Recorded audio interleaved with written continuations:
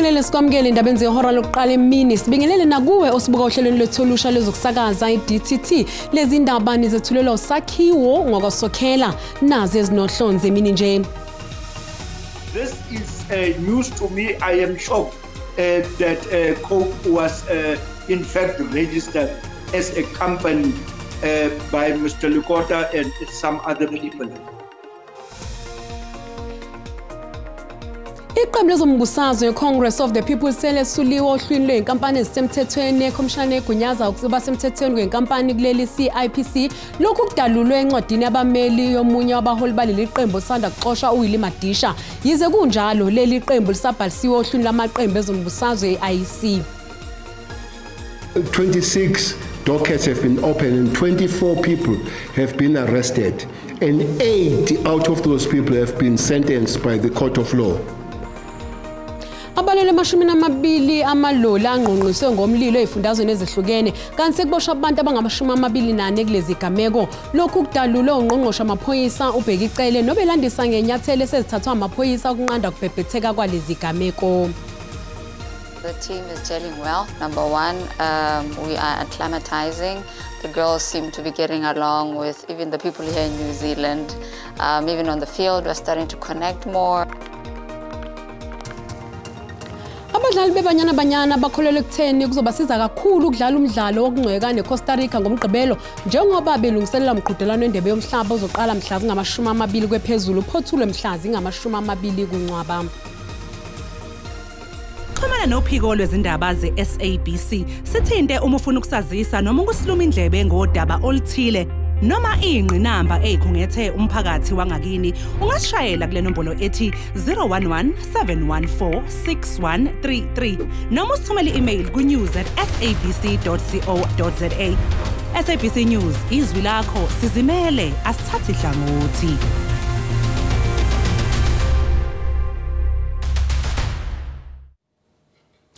Isisuliwe ohlwini lwenkampani esemthethweni ikhomishana egunyaza ukuba semthethweni kweinkampani kuleli iCIPC lokhu kudalulwe encwadini abameli bomunye wabaholi beqembu uWilly Madisha.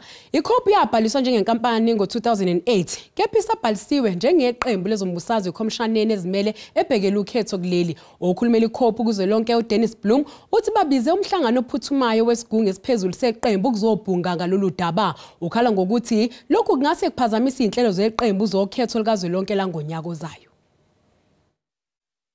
I must say that I personally, and I'm sure many of the Coke members were not aware that Coke was registered as a company. This is news to me. I am shocked that Coke was in fact registered as a company by Mr. Lukota and some other people. But I can confirm because I've seen this letter that came from Mr.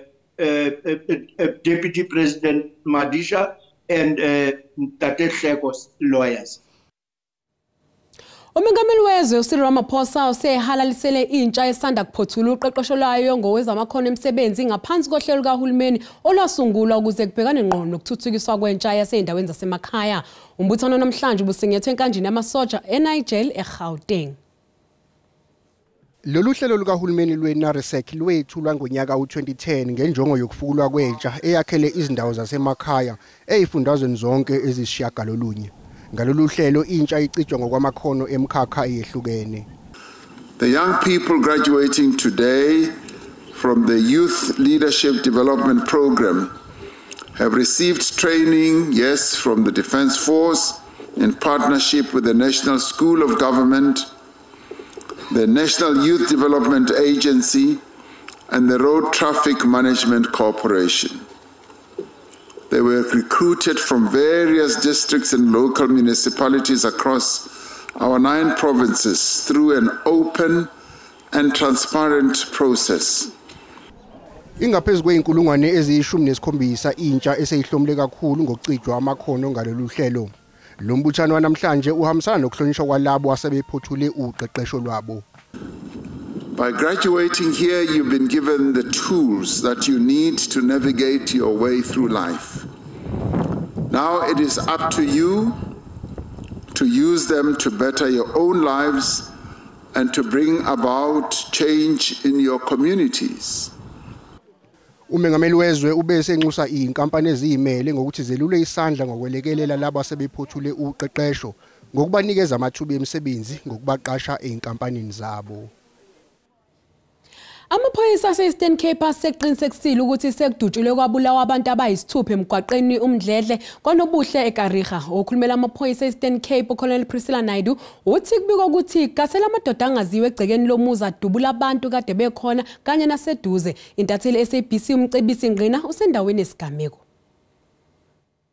Kuphinde kwehla isiganeko kwakhona eNelson Mandela Bay apho kuthe kwadutyulwa indikitya yabantu. Isiganeko sakutshe nje sithe sehla kwanobuhle eMdledle kusitalato eMdledle nalapho kuthe kwadutyulwa kwabulawa abantu abathandathu abane bathe bonzakala babalekiselwa esibhedlele kodwa ke ukusithela gqabagqaba ngokuthe kwenzeka apho ndinaye station commander salapha sele police station akwanobuhle uKennel Xola thoba ukusithela gqabagqaba ngokuthe okwenzeka tata gqabagqaba nje kwenzeke into apha phezulu. Engosi msasazi phezolo between 6 no 8 bekhwilo chatting apha kwanobuhle pha emva ko7 ndiyafumana unxeba sithi kukho isehlo apha phambi kwalendlu sime kuyo apha eMdledle kukho abantu abadubulekileyo.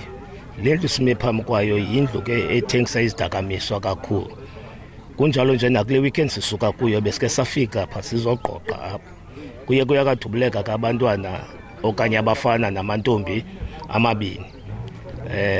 Abafana bane baye basweleka abanye abane baye babheke esibhedlele. Xa benisenza uqoqa apha zikhona into enthena zifumana ngelishwa kule weekend kuqoqo lokugqibela siyasafumana nto kodwa sifumene kugcwele abantu apha kule ndlu ngemva ikhona ihoki epha ngemva abaye bahlale bachaye pha isifana nesintombazana saye sabakhuphela ngaphandle. Colonel noba ningamapolisa neqhalabile ngezi ziganeko noba sisiganeko sesina apho kuthi kudutyulwa abantu abaninzi kwindawo eyi-1 kuyabonakala nemipu imininzi apha nekhala banganini ngamapolisa yimipu emininzi efumaneka apha ezitratweni. Siqhalabile kakhulu imipu iyafumaneka kodwa ke akho enough iye ibe ngathi iyongezeleka kakhulu ngalo lonke ixesha siye sikhangelele imipu and i-cases ezininzi kwanobuhle yimipu abantu baye babulawa ngodutyulwa ngemipu. Loo nto isenza uba singalali sifuna nale mipu. Tata nibule kakhulu ngexesha labo i-station commander lo wesipolice station yalapha kwanobuhle uKennel Xola thoba esixelela ngokuthe kwenzeka apha kule ndlu yakanobuhle buyakhumbula khona apha kwanobuhle kulonyaka uphele kwathi kwadutyulwa kwabulawa abantu abasibhozo kwiziganeko ezimbini ezahlukeneyo. Ekuqaleni kwalonyaka kwaphinda kwadutyulwa abanye kwakhona abantu abasibhozo pha kwazakhele kwaphinda kwakhona ngoFebruary ngabanye abantu abane nabo bathe badutyulwa kwakhona kwazakhele. Ndithatha zonke izindaba ndizibuyisele ku studio.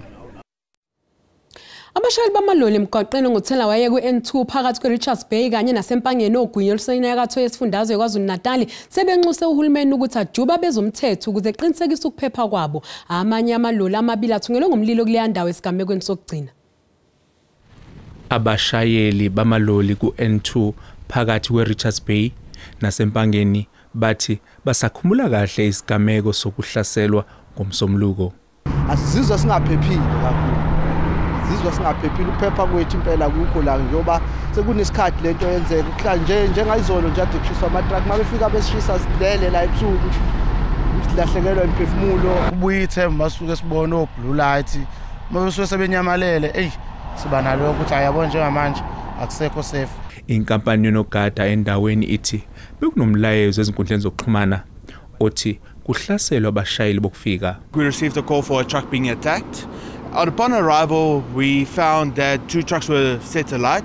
We escorted the truck that was attacked to Richards Bay for safety. When we came back, we found both drivers of the lit trucks are safe. Umonakalo kulamaloli kuthiwa ulinganiselwe ku5 million wamarandi. Iziphathimandla zithi lokuhlaselwa kunemphumela engemihle emnothweni. Ukulimala kwempahla le ebithole lapha kusho ukulimala komnotho ngoba umnotho wethu siyazi sonke ukuthi awukhuli ngezinga esifisa ngabe ukhula ngazo ukuze kwakheka amathuba omsebenzi. Kunendlela ekuthiwa ingalekelela abashayeli nengaqeda ulayini omude. Establish that the capacity of the trucks that can be handled a day is 1,200 trucks. Now, having established that, we have then reached out to people who are using this port to export the product, that we need to book for the trucks before they come to the port. Amaphoyisa aphenya amacala okubamba inkunzi kuhlonyiwe, ukucekela phansi impahla kanye na ukuzama ukubulala. Londi Khatebe, SABC News, Richards Bay. Ungqongqoshe wamaphoyisa kanye nezikhulu eziphezulu zalomnyango zibambe isithangamisa bezindaba mayelana nezinhlelo zawo zokubhekana nalolu dlame olukhulayo olubhekiswe emalolini athwala impahla. Police are investigating 107 cases in KZN related to the torching of trucks since 2018. So that also gives you the idea to say the trucks issue that is happening now has been a continuing thing rather than the so-called remembrance of 2021 started 2018. Okwamanje akaboshwa umuntu ngalezi gameko, kepha ungqongqoshe uthi umnyango wakhe wenza konke okusemandleni ukubhekana nalesi simo. Police are working with agility and are working closely together to bring a stop to these organized crimes and make arrests. We appeal to the road users and motorists and truck drivers to report suspicious people and activities to the police. Kusenjalo kuthungelwe ngomlilo amaloli amane namhlanje phakathi kwase-Emelo nase-Piet Retief esifundazweni iMpumalanga. Ngokusho kwamaphoyisa lamaloli ashiswe ngehora lesihlanu namhlanje ekuseni nokuholele ekutheni umgwaqo uvalwe izimoto zihanjiswe kweminye imizila. Umbiko usihle Dlamini wezindaba ze-SABC. Mbukeli sathi iqwetolo kanti mangabe sibuya sokuphathela uWT. The meeting determined a need for more time to resolve the issues identified and which are critical to the convening of a successful conference that should obviously be legitimate. Isiphinde yahlehliswa ingqungquthela yokukhetha ubuholi bophiko labesifazane lwe-ANC ebibhekwe ngabomvu ngenxa yenkinga emayelana nokubhaliswa kwethunywa kule ngqungquthela.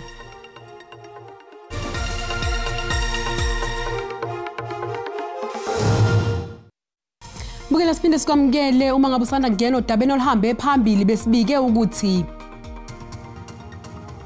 iqembu lezombusazwe ye-Congress of the People selesuliwe ohlwini lwenkampani ezisemthethweni ekhomshaneni egunyaza ukuba semthethweni ngenkampani kuleli i-CIPC. Lokhu kudalulwe encwadini yabameli yomunye wabaholi baleli qembu sanda kuxoshwa uWillie Madisha. Yize kunjalo leli qembu lisabhalisiwe ohlwini lamaqembu ezombusazwe e-IEC.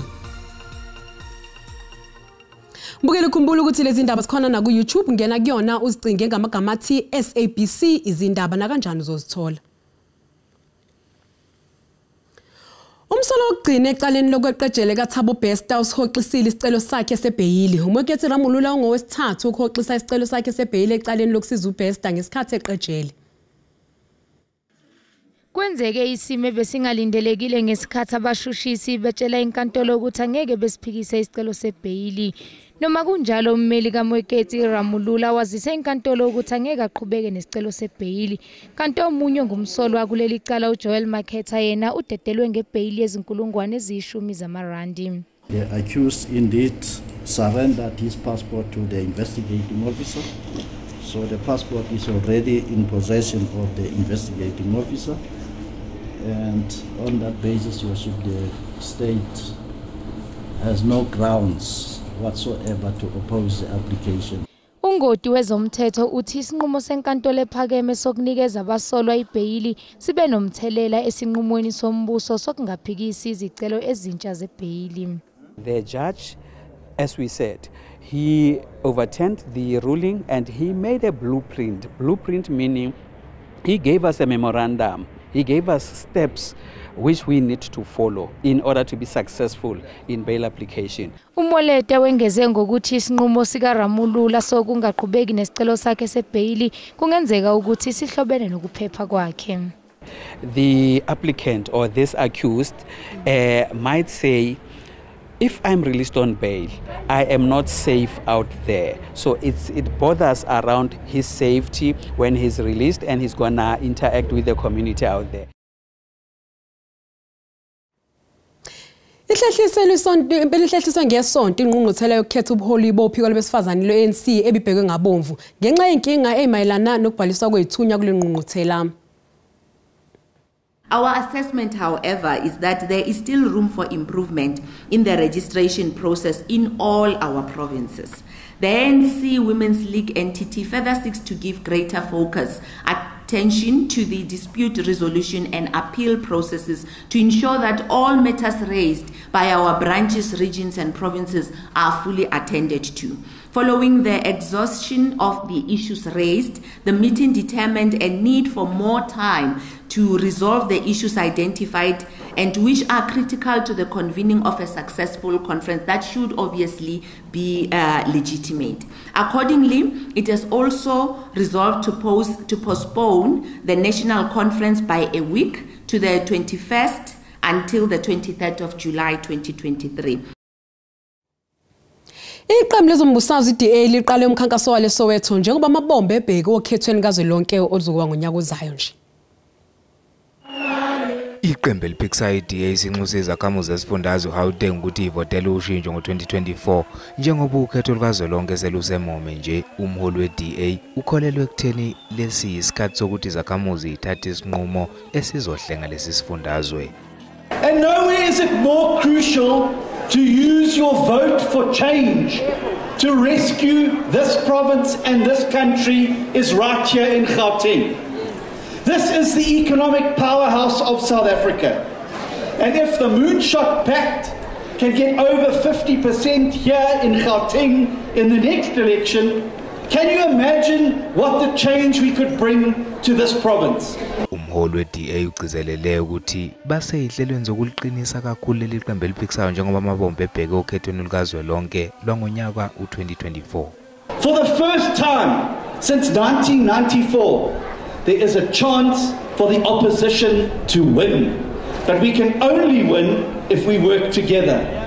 Lo mholi weDA uphinde waveza ukuthi kunoqhekeka kalibonayo eqenjini elibusayo iANC. I can see we're going to have another Umbeki versus Zuma. We can see it coming. We can see it coming. Baba versus Mbeki. You can see it coming. And we're going to have one centre in Alexandra, and we're going to have another centre there at Palapala. Lo mkhankaso weDA kulesi sifundazwe ulindeleke ukuthi uthathe isikhathi esingangesonto. Uhlelo lokuvala amanzi lo-Rain Rota oluqala izolo kusihlwa kulindeleke ukuthi liqhubeke kuze kube uLwesihlanu. uPrecious Molefe wase-White City eSoweto uthi ubecabanga ukuthi imbiko yokuvalwa kwamanzi ingamampunge. Uthi nakuba isizathu sokwavala amanzi siswakala kodwa kuzozwela kakhulu kulabo asebekhulile emphakathini abangeke bakwazi ukuyozikhelela ezimotweni zamanzi. Elderly people, some of them, they use nappies and all those things. People who are using nappies, clean all the time. You take out that nappy and all that. Indawo ezingathinteki kuloko kuvalwa kwamanzi kubalwa phakathi iMidrand kanye nezingxenye zeSandton. Stationary water tankers will be provided for critical areas like hospitals, clinics, and old age homes. Johannesburg Water will also provide roaming water tankers to all the affected suburbs. Abezokusatshalaliswa kwamanzi bathi lokhu kuvalwa kuyingxenye yohlelo lokulungisa nokunyusa izinga lenqalasizinda ukuze isebenze iminyaka ezayo.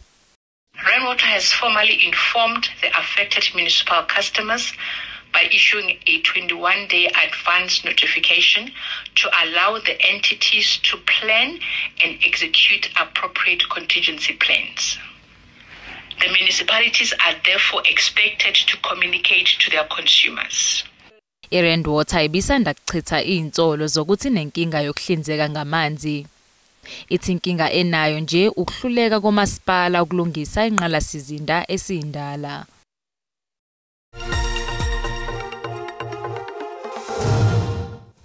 Luphezulu uhebo lerandi emakethe namhlanje. Libizo 18 rand 51 cents edoleni lasemelika, libe ngu20 rand 39 cents kupondo kanti lingu 23 rand 2 cents kwi-euro. Ipula laseBotswana libiza u2 rand 57 cents. Inkomba Isabella JSE iphezulu. Igolide libiza $1,934 i-ounce, iplatinum yona ibiza $934 i-ounce, oil ongahluziwe ubiza $79.64 umphongolo.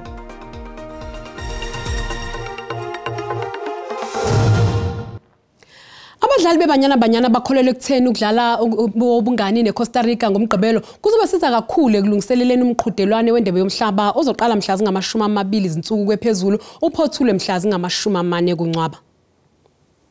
Ibanyana yangokusijwayela isimo saseNew Zealand okusazoba ikhala amasonto amane azayo njengoba usuzoqala nje umqhudelwano wendebe yomhlaba. The first day, it was extremely somber. Most of us were sleepy. We really didn't want to come to eat, and do stuff that we were supposed to do. But, for example, yesterday, there were a lot of laughs. The mood was just kind of getting better. Kumqoka kakhulu ukuthi abadlali bethole ithuba lokujwayelana nesimo sendawo ngaphambi komdlalo wabo wokuvula emqhudelwano wendebe yomhlaba okungumdlalo abazodlala neSweden mhla zingama-23 izinsuku kwephezulu. We are at day 2 where we went to training and just had a feel of just kicking the ball. The day before today it was raining. So today it was a bit nice, not raining, the weather was just nice and cool. So I guess we're going to adjust on the third day. Most probably that's where, the vibe, the happiness and everything else will come. Abadlali bebanyana bedlala ndawo kwesine nyaka njengoba bezozwana amandla neCosta Rica ngomgqibelo emidlalweni womngani. It's a little bit of both in terms of, us playing together more, playing football wise, not just running or doing soccer drills, but us playing more, remembering that, this one likes this one does not like that. So we need to see that more often in order for us to gel. Umdlalo womngani neCosta Rica uzosiza kakhulu ebagadlini ekuvuseleleni ubudlelwane babo njengoba omunye wabo uThembi Khadlana ubengekho isikhathi eside kulandela ukulimala kwakhe. Mbukela umhlahlo wesimo sezulu yalandela emva kwekhefu.